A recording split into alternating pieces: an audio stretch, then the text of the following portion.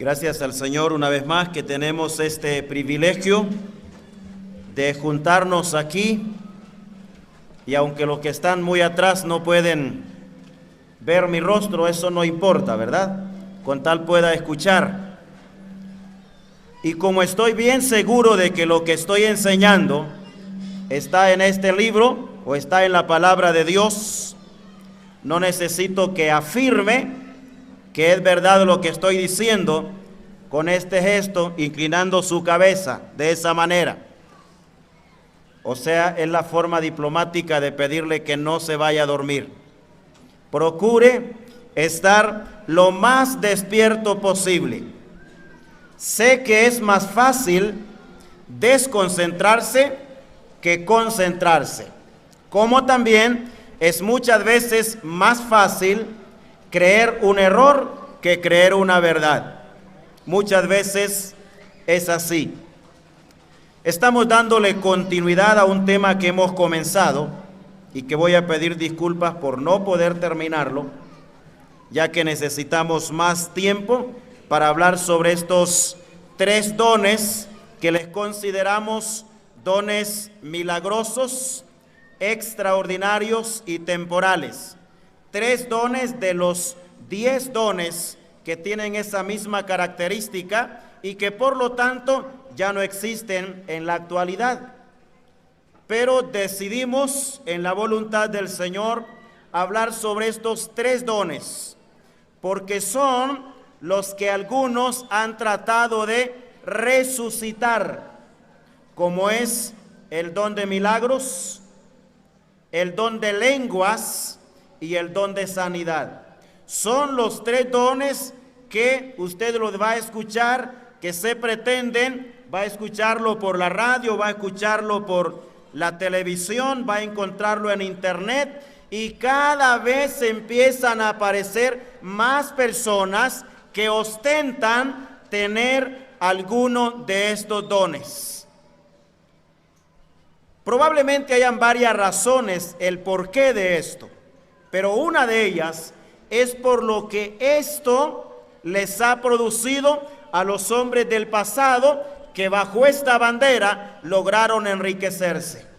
Esa es la razón principal por la cual ahora se nos quiere hacer creer que hay hombres en la actualidad que tienen el poder de hablar en lenguas, que tienen el poder de hacer milagros y que tienen el poder de sanar. Y ayer estábamos hablando sobre cómo se hacían los milagros en la época apostólica. Y vimos que nunca se vio a ninguno de los apóstoles haciendo campañas de sanidad ni de fe. Vimos también que nunca se apeló a la fe del necesitado como requisito. Vimos también que nunca se hizo ninguna publicidad, ninguna propaganda, ni se pidió ofrenda sugerida para obrar milagros. Vimos también que los milagros sucedían inesperadamente y en el lugar donde hubiese la necesidad. No habría que ir a un estadio, no había que ir a un lugar determinado para que ahí el milagro se realizase, de ninguna manera. Y por esa razón, cuando estudiamos el tema nos damos cuenta que los milagros sucedían en la casa, en la calle, en el templo, en las sinagogas, en el mar, en cualquier lugar donde había la necesidad de obrar de manera milagrosa, ahí el milagro se daba. Y lo último que vimos ayer es que los milagros tenían 4 características. Primero, eran gratuitos, absolutamente gratuitos. Segundo, eran instantáneos, se hacían y surgían en el momento. Tercero, eran completos. Y en cuarto lugar, eran innegables. Y el último pasaje que leímos es Hechos capítulo 4, verso 13 al 16. En contraste con la manera como los milagros y las sanidades se efectuaron en la época de los apóstoles. Veamos ahora qué pasa entonces con los supuestos milagros y milagreros de la actualidad. Y vamos a comenzar leyendo Primera de Juan capítulo 4 y el versículo 1. Primera de Juan capítulo 4, versículo 1. Dice así el apóstol Juan: amados, no creáis a todo espíritu, sino probad los espíritus si son de Dios, porque muchos falsos profetas han salido por el mundo. Note bien, muchos falsos profetas han salido por el mundo. ¿Qué pasa entonces con estos que dicen tener el poder de hacer milagros? Hermanos, ellos predican note bien, el falso evangelio de la salud, la prosperidad y las riquezas. Eso es lo que normalmente ellos están predicando. El falso evangelio de la salud, la prosperidad y las riquezas. Lo curioso es, hermano, cuando usted se adentra un poco para investigar los predicadores de este falso evangelio, ellos son los que logran dos cosas de las tres que predican. Ellos logran prosperidad y ellos logran riqueza. Y eso es muy evidente. Mencionamos, creo, ayer, ningún verdadero hombre de Dios, ningún verdadero mensajero de Dios jamás se va a hacer millonario o ricachón con las ofrendas de las ovejas. Ninguno. Porque si recibe bendición de parte de Dios, Él mismo va a dar esa bendición para el crecimiento y el engrandecimiento de la obra de Dios mismo. Pero no va a montar su propia empresa, no va a hacer crecer su fortuna de ninguna manera. Entonces ellos predican el falso evangelio de la salud, la prosperidad y las riquezas. Y hermanos, el apóstol Pablo anunció de que esta clase de personas surgirían en el futuro. Vamos a Hechos capítulo 20. El libro de los Hechos capítulo 20, versos 29 y 30. Dice así la Escritura, Hechos 20, 29 y 30. Porque yo sé que después de mi partida entrarán en medio de vosotros, note bien, ¿quiénes entrarían en medio de los verdaderos creyentes de aquella época? Lobos rapaces que no perdonarán al rebaño. Lobos rapaces que no perdonarán al rebaño. Y de vosotros mismos se levantarán hombres que hablen cosas perversas para arrastrar tras sí a los discípulos. Y los tenemos, hermanos, en abundancia en la actualidad. Muchos cristianos de iglesias de la sana doctrina, de iglesias conservadoras en otros países, se van tras el movimiento y la promesa de una sanidad, de una prosperidad o de una riqueza que Dios está prometiendo.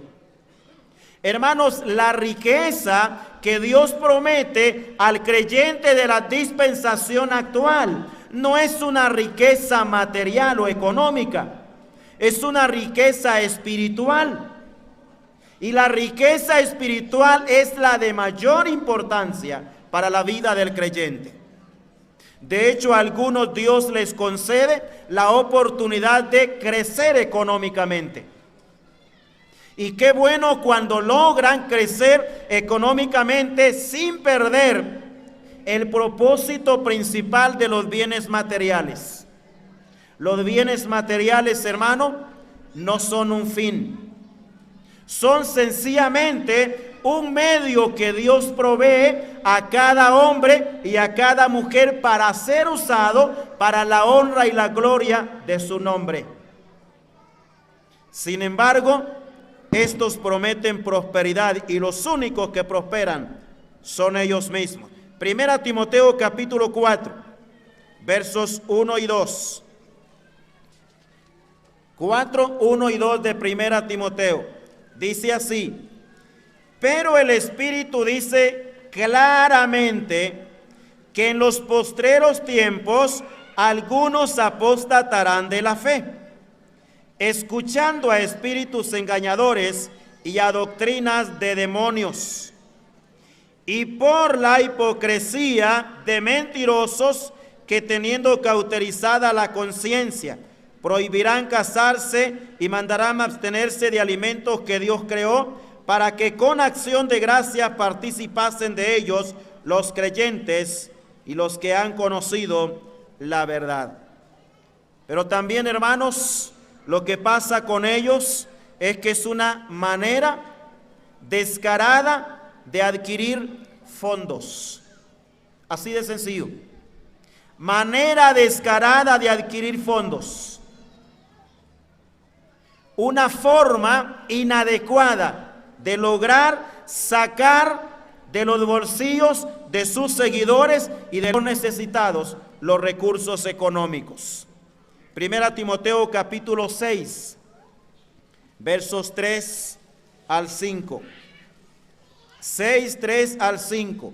Dice Pablo así: si alguno enseña otra cosa y no se conforma a las sanas palabras de nuestro Señor Jesucristo y a la doctrina que es conforme a la piedad, está envanecido, nada sabe y delira acerca de cuestiones y contiendas de palabras, de las cuales nacen envidias, pleitos, blasfemias, malas sospechas, disputas necias de hombres corruptos de entendimiento y privados de la verdad, que toman, note bien, hermano, que toman la piedad como fuente de ganancia.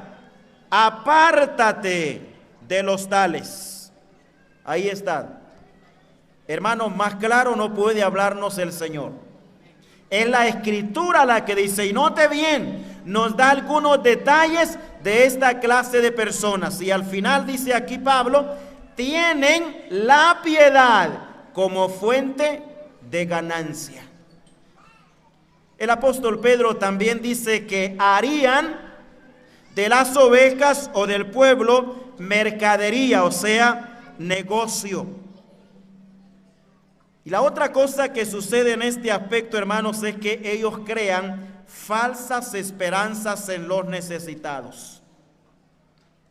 Hermanos, estar desesperado por un problema de salud es común, es normal. Y un problema de salud que lo estemos viviendo en carne propia. Y que de repente se nos presente la oportunidad de que alguien puede hacer el milagro. Pero es interesante que siempre ese alguien que puede hacer el milagro no me hace el milagro primero y me ordeña después. No, al contrario, me ordeña primero y después me engaña diciéndome que el milagro no lo recibí porque no tengo suficiente fe.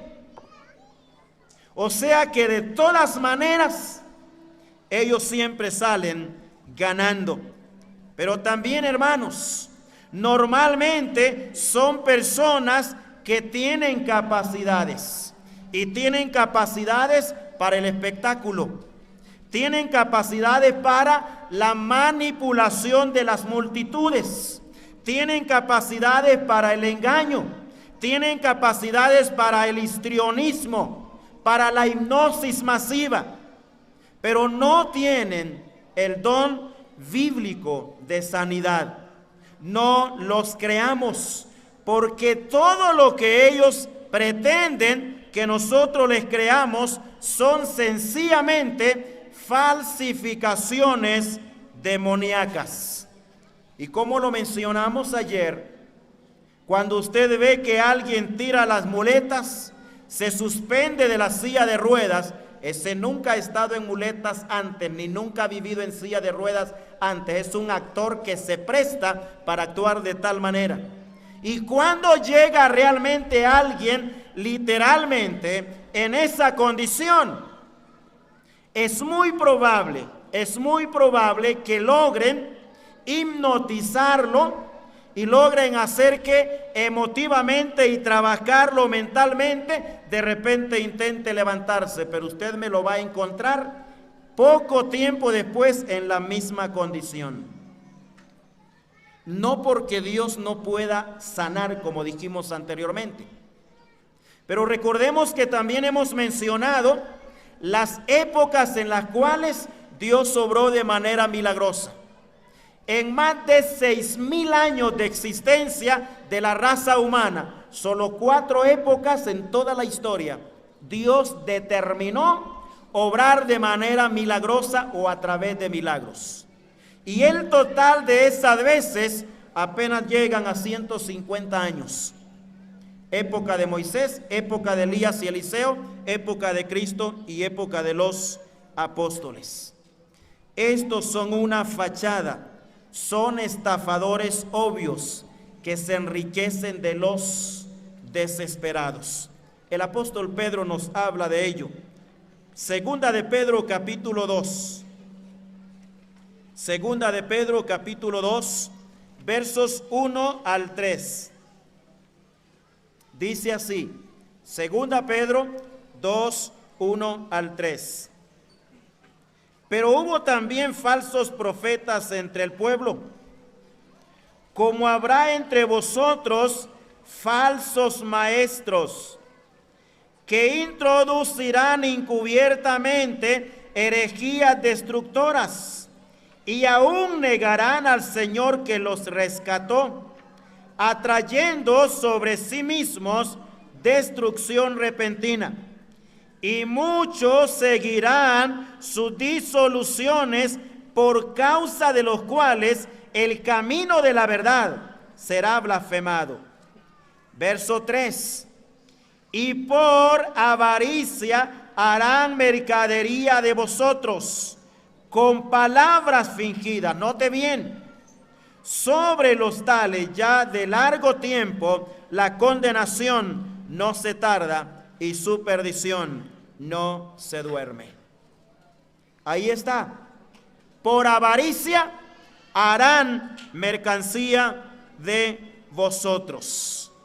Este tipo de predicadores, de milagreros, hermanos, desafortunadamente han venido a ser causa de vergüenza y causa de blasfemia al nombre del Señor y al verdadero evangelio. Vamos ahora a pasar al segundo de los 3 dones milagrosos que han tratado de darle vida en la actualidad. Bueno, no en la actualidad realmente. Oral Roberts, en el año 1909, fue un hombre que descubrió y que comenzó a usar la piedad como fuente de ganancia, haciéndole creer a sus seguidores que tenía a partir de ese momento la capacidad de obrar milagros y que Dios lo había llamado para hacer tales cosas. Vamos ahora para hablar un poco acerca del don de lenguas. El don de lenguas. Es muy probable que varios de ustedes ya lo conozcan. Si ya lo conocen, gracias a Dios, será un repaso. Si no lo conoce, espero que abra bien los oídos y vea bien la palabra de Dios, porque es ella la que nos va a enseñar qué realmente son las lenguas. En primer lugar, hermanos, en el Antiguo Testamento, Dios, a través del profeta Isaías, dijo por adelantado que Él hablaría en lenguas a Israel. Dicho de otra manera, entonces, el hablar en lenguas era algo que ya estaba profetizado. Vamos a Isaías capítulo 28. Isaías el capítulo 28, versículos 11 y 12. Dice así, Isaías 28, 11 y 12. Porque en lengua de tartamudos y en extraña lengua hablará a este pueblo, a los cuales él dijo, este es el reposo, dad reposo al cansado, y este es el refrigerio, mas no quisieron oír. En lengua de tartamudos y en lengua extraña hablará a este pueblo. Y es interesante ver que en una de las ocasiones en donde se practicó el hablar en lenguas o el don de lenguas, allí mismo se hace alusión para hacernos ver que lo que estaba sucediendo en ese momento era precisamente el cumplimiento de algo que había sido profetizado anteriormente.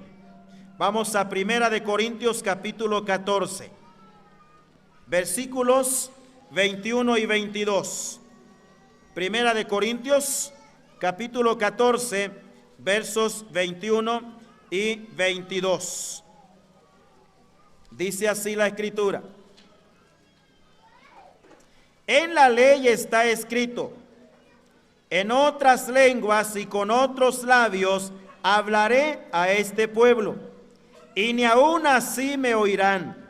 Así que las lenguas son por señal, no a los creyentes, sino a los incrédulos. Pero la profecía, no a los incrédulos, sino a los creyentes. Ahí está el apóstol Pablo haciendo alusión exactamente a lo que el profeta Isaías había mencionado anteriormente. El apóstol Pedro, en la primera vez, cuando aparece en las Escrituras el don de hablar en lenguas, el apóstol Pedro comprobó que el hablar en lenguas no aprendidas ni estudiadas tenía que ver con tres cosas. Le repito, Pedro comprobó que el hablar en lenguas no aprendidas ni estudiadas tenía que ver con tres cosas. Primero, Pedro dice que era un milagro de parte de Dios. En segundo lugar, dice que era una señal de parte de Dios. Y dice también el apóstol Pedro que el evento que se da por primera vez de hablar en lenguas estaba relacionado con lo que había sido profetizado por Joel. Vamos a Hechos capítulo 2, versos 14 al 16. Hechos 2, 14 al 16. Dice así la Escritura. Entonces Pedro, poniéndose en pie con los 11, alzó la voz y les habló diciendo: varones judíos y los que habitáis en Jerusalén, esto os sea notorio y oíd mis palabras, porque estos no están ebrios como vosotros suponéis, puesto que es la hora tercera del día, mas esto es lo dicho por el profeta Joel. Ahí lo vemos. Y entonces Pedro comienza a disertar sobre cuál había sido la profecía del profeta Joel. El Nuevo Testamento, hermano, registra solamente 4 ocasiones históricas en donde los creyentes hablaron en lenguas. No hay más, hermano. 4 ocasiones históricas en donde Dios les dio a algunos creyentes, bueno, en algunas ocasiones a todos los que estaban allí, en otras ocasiones a algunos, como lo veremos después, pero les dio la capacidad sobrenatural de hablar en otros idiomas.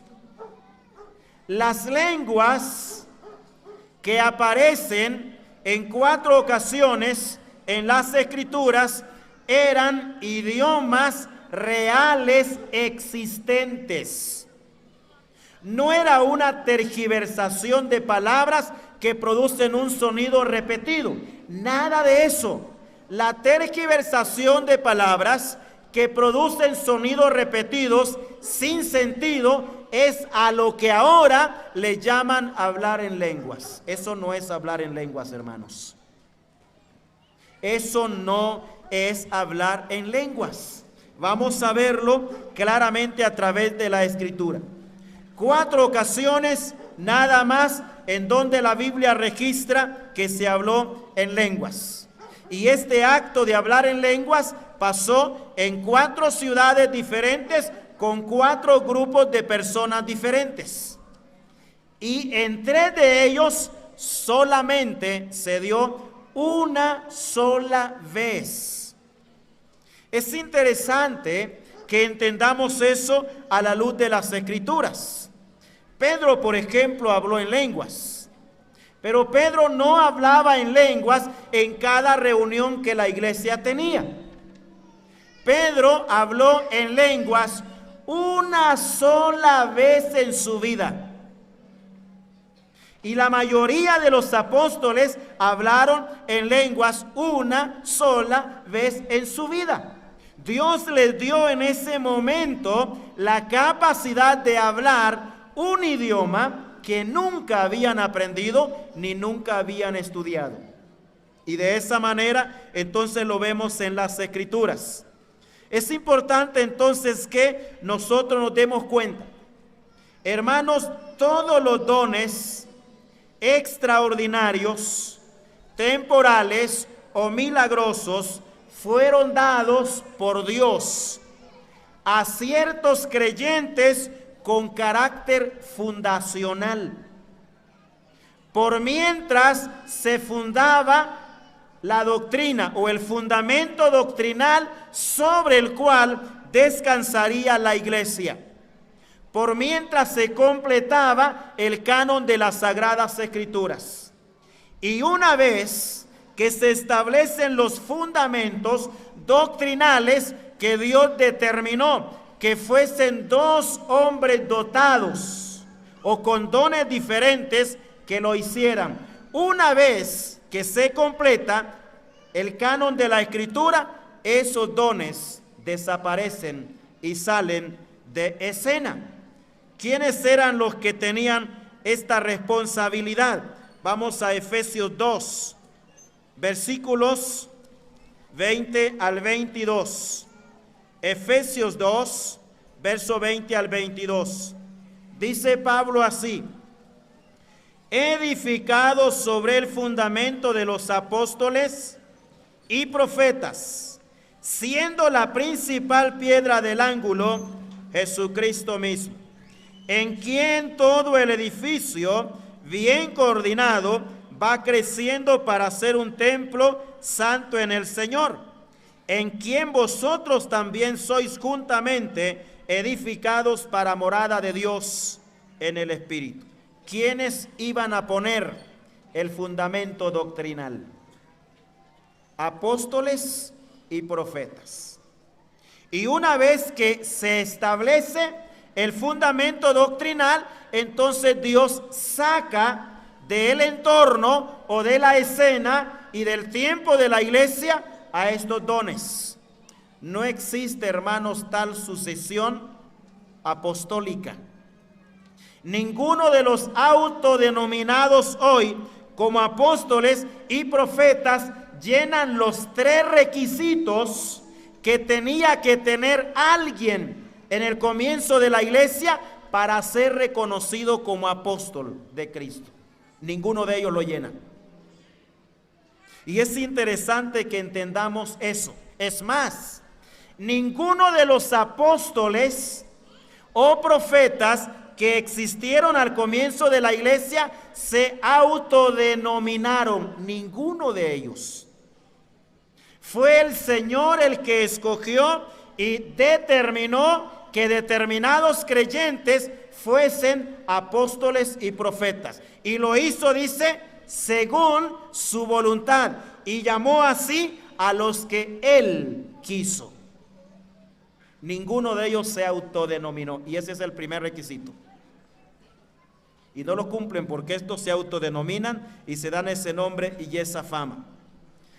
En realidad el don de lenguas, hermanos, fue un hecho real, no lo podemos negar.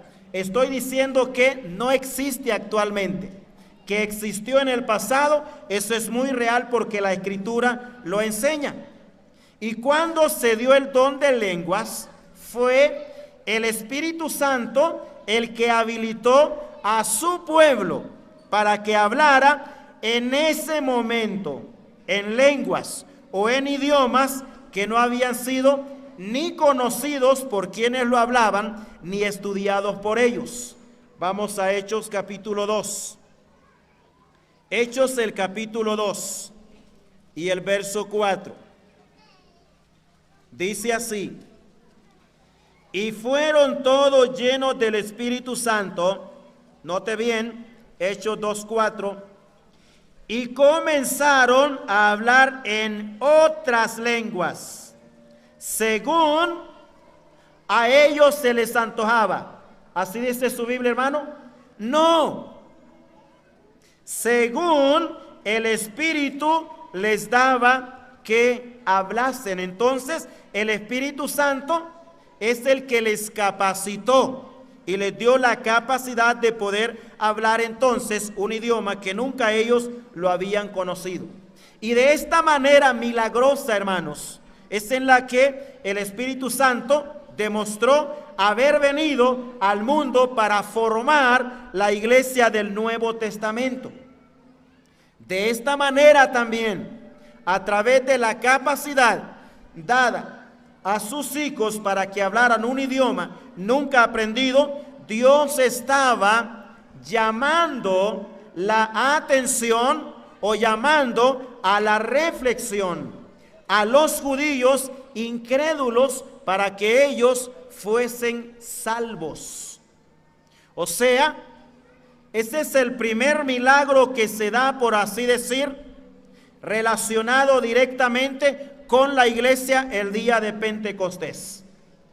Los 120 hermanos que estaban allí, ellos hablaron idiomas que nunca habían estudiado. Y a través de esa forma milagrosa, Dios llama la atención a los judíos para que vengan y sean salvos. Capítulo 2 siempre de Hechos, verso 21 y verso 39. Hechos 2, 21 y 39. Dice así: y todo aquel que invocare el nombre del Señor será salvo. Verso 39. Porque para vosotros es la promesa, y para vuestros hijos, y para todos los que estáis lejos, para cuantos el Señor nuestro Dios llamare. Y de esa manera entonces vamos a ver las ocasiones donde se habló en lenguas. La primera la tenemos en Hechos el capítulo 2, donde estamos leyendo. Y aquí el hablar en lenguas tiene que ver con judíos, exclusivamente judíos, y se dio en la ciudad de Jerusalén. Y este acto de hablar en lenguas fue entonces una gran señal de parte de Dios, que sirvió para que miles y miles de judíos se dieran cuenta en realidad que Dios existía y que Dios estaba sumamente interesado en llamarlos a ellos y atraerlos a los pies del Señor. Y usó el milagro de que los creyentes hablasen idiomas que nunca antes ellos habían conocido. Eran idiomas reales, existentes.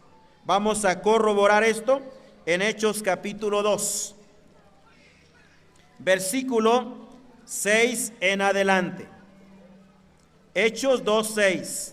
Note bien: y hecho este estruendo, se juntó la multitud, y estaban confusos, porque cada uno, quiero que note ese detalle, Note que Pedro aquí está narrando la reacción de la gente de afuera, no de los 120 hermanos, no. La reacción de la gente de afuera que había venido a adorar allí en Jerusalén el día o para la fiesta de Pentecostés. Y es la gente de afuera, son los judíos incrédulos los que dicen esto. Verso 6 de nuevo. Y hecho este estruendo se juntó la multitud y estaban confusos porque cada uno les oía hablar ¿en qué, hermano? En su propia lengua. Cada uno le oía hablar en su propia lengua. Verso 7. Y estaban atónitos y maravillados diciendo, mirad, ¿no son galileos todos estos que hablan? ¿Cómo pues les oímos nosotros hablar cada uno en nuestra lengua en la que hemos nacido? ¿Lo nota, hermano? Les oímos, dicen ellos, o sea, la gente de afuera, los judíos incrédulos que estaban allí, los religiosos. ¿Cómo es, dice, que puede ser posible esto? Que nosotros les oímos hablar en nuestra propia lengua en la que hemos nacido. Partos, medos, elamitas y los que habitamos en Mesopotamia, en Judea, en Capadocia, en el Ponto, en Asia, en Frigia, en Panfilia, en Egipto y en las regiones de África, más allá de Cirene, y romanos aquí residentes, tanto judíos como prosélitos, cretenses y árabes, les oímos hablar en nuestras lenguas las maravillas de Dios. En estos cortos versículos, hermano, por lo menos 3 veces se hace alusión a lo que la gente de afuera escuchaba, que eran idiomas reales, existentes. Ellos lo dicen de esa manera. Les oímos hablar en nuestra propia lengua en la que hemos nacido. Y va a encontrar allí alrededor de 16 nacionalidades representadas entre todos los que estaban allí y otras más indeterminadas, que solo se habla de ellas como regiones más allá de los lugares. Ahora bien, hermanos, de esta manera, con el don de lenguas o la capacidad de hablar en lenguas, fue la forma milagrosa como el Señor abre la puerta de la salvación para los judíos. Vamos al versículo, siempre el mismo capítulo 2, pero vamos al versículo 43 y 44. Capítulo 2, verso 43 y verso 44.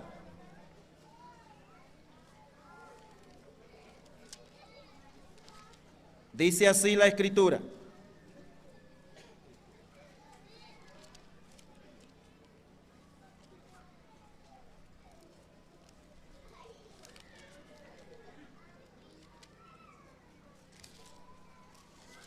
Capítulo 2, verso 37 al 41, perdón.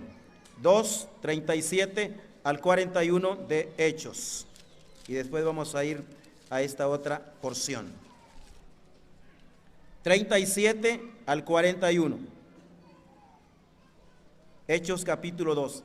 Al oír esto, se compungieron de corazón y dijeron a Pedro y a los apóstoles: varones hermanos, ¿qué haremos? Pedro les dijo: arrepentíos y bautícese cada uno de vosotros en el nombre de Jesucristo para perdón de los pecados, y recibiréis el don del Espíritu Santo. Porque para vosotros es la promesa, y para vuestros hijos, y para todos los que están lejos, para cuantos el Señor nuestro Dios llamare. Y con todas y con otras muchas palabras testificaba y les exhortaba diciendo: sed salvos de esta perversa generación. Así que los que recibieron su palabra fueron bautizados, y se añadieron aquel día como 3,000 personas. Verso 43 y 44. Y sobrevino temor a toda persona, y muchas maravillas y señales eran hechas por los apóstoles. Todos los que habían creído estaban juntos y tenían en común todas las cosas.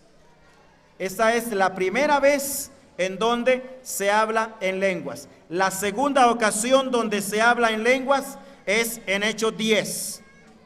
Y ahí en esa ocasión era con los gentiles y era en la ciudad de Cesarea. Y de igual forma, aquí también las lenguas que hablaron en la casa de Cornelio eran también idiomas extranjeros. Y allí Dios les concedió a estos recién convertidos en la casa de Cornelio el poder hablar también en lenguas. Hechos capítulo 11 y el verso 17. Hechos 11, 17. Dice así: si Dios pues les concedió también el mismo don que a nosotros que hemos creído en el Señor Jesucristo, ¿quién era yo que pudiese estorbar a Dios? Esta fue una señal, hermanos, divina, que tenía dos propósitos. Primero, recuerde que estamos aquí viendo un hecho entre gentiles, ya no entre judíos, sino entre gentiles. Y el primer propósito que Dios tiene en esta ocasión, al permitir que los gentiles hablasen en lengua, era convencer al apóstol Pedro y a sus compañeros que la pared de separación que había entre judíos y gentiles, Dios la estaba derribando en ese momento, para enseñarle a Pedro que la iglesia se formaría de judíos y de gentiles. Vamos a Hechos capítulo 10, verso 45 y 46. 10, 45 y 46 del libro de los Hechos.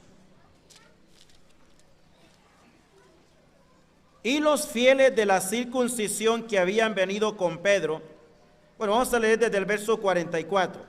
Mientras aún hablaba Pedro estas palabras, el Espíritu Santo cayó sobre todos los que oían el discurso.